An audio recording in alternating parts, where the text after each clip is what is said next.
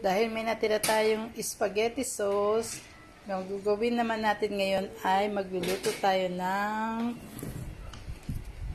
macaroni para maging macaroni spaghetti. Ayan, lalagan natin siya ngayon. Ayan, meron na tayong nakaprepare na tubig at malapit na siyang kumulo.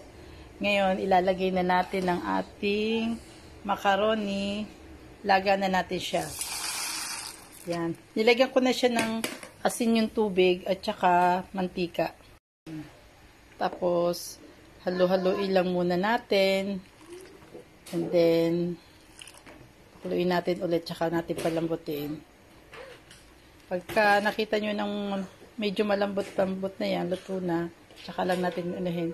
Kaya lang muna natin siya for 5 to 10 minutes. Dali lang din naman lumambot ang macaroni. Yan, iwan muna natin siya.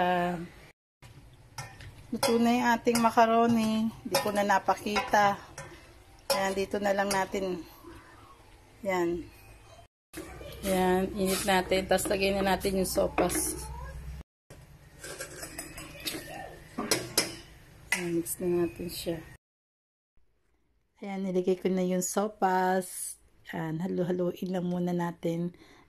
Nakabukas yung apoy ko pero mahina lang kasi para hindi lumabsa yung sopas natin. Tapos habang hinahalo-halo para mag-mix mabuti, lalagyan ko siya ng keso para sumarap. Yan, halo pa ulit. Yan, binaba ko na yung camera ko kasi nahihirapan ako.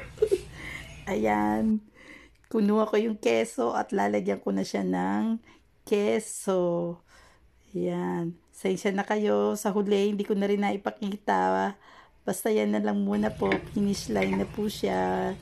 Yan. Kasi kinain na agad, kaya hindi ko na nabidyohan. Yan.